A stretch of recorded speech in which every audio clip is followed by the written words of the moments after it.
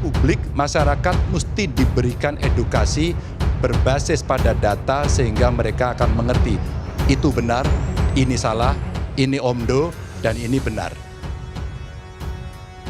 Saya melihat tadi acara kita harus pakai akal yang jujur, hati yang bersih lah.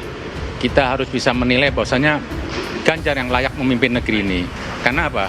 Sosok pemimpin yang tahu masalah dan solusinya.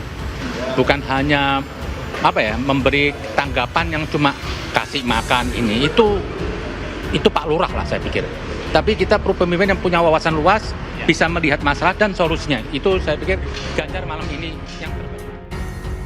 Pasca debat Capres, OMG Kalbar yakin dukungan bagi Ganjar Mahfud menguat. Ya, memang program di tema ini salah satu yang penting juga tidak hanya soal persenjataan utama ya, tapi juga soal bagaimana memastikan perlindungan, rasa aman kepada seluruh warga negara Indonesia dimanapun, tidak hanya di Indonesia tapi juga di luar negeri. Padahal kita juga punya buruh migran yang sangat banyak, tenaga kerja kita di luar negeri sangat besar. Nah, itu juga menjadi perhatian kita.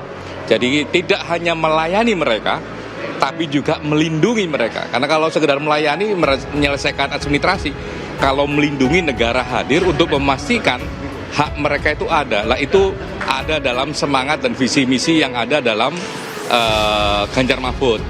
Lah, yang lain adalah memang penggunaan cyber untuk kepentingan diplomasi. Ya, terutama diplomasi kebudayaan dan sebagainya. Jadi tidak hanya sekedar untuk kepentingan pertahanan keamanan, tapi juga untuk diplomasi cyber itu. Lah, yang paling penting dalam debat tadi itu, saya yakin ini akan mempengaruhi banyak hal. Ya, termasuk pemilih muda milenial, karena saya yakin mereka mau urban ya, pemuda urban, Gen Z urban, macam-macam, milenial urban dan sebagainya, mau di kota, mau di desa, itu semuanya punya HP, punya akses. Gitu. Dua kata dari saya ya, substantif dan tidak emosional. Itu yang saya dapatkan dari Mas Ganjar. Jadi apa yang disampaikan substansi, lalu apa yang disampaikan tidak terpancing oleh emosi. Jadi apa yang kemudian ditangkap oleh publik itu bisa dengan maksimal. Sehingga saya mendapat informasi ya menjelang jam 9 tadi, sentimen positif Mas Ganjar yang paling tinggi, dengan sentimen negatif tentu yang paling rendah dibanding kedua calon lainnya. Nah, ini menjadi sebuah poin penting bagaimana kemudian apa yang disampaikan itu tetap tajam tapi santun, kalau bahasanya jawani gitu ya. Tapi kemudian juga tidak emosional, tidak terpancing emosi. Ini yang penting supaya kemudian publik bisa memahami secara jelas.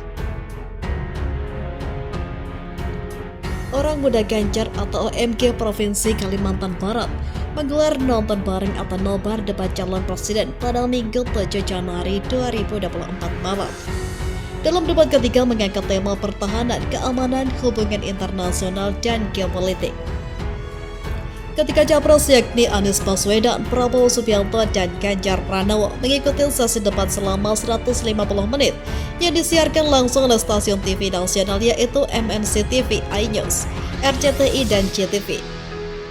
Koordinator wilayah OMG Kalbar Steper Vijay mengatakan Ganjar Pranowo tampil dengan sangat baik dengan perspektif yang kuat dan utuh tentang tema yang dibuat oleh Komisi Pemilihan Umum atau KPU.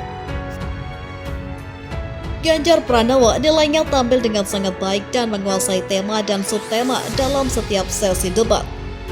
Saya yakin dukungan kepada Bapak Ganjar Pranowo dan Mahfud MD semakin menguat dan terus mengalir.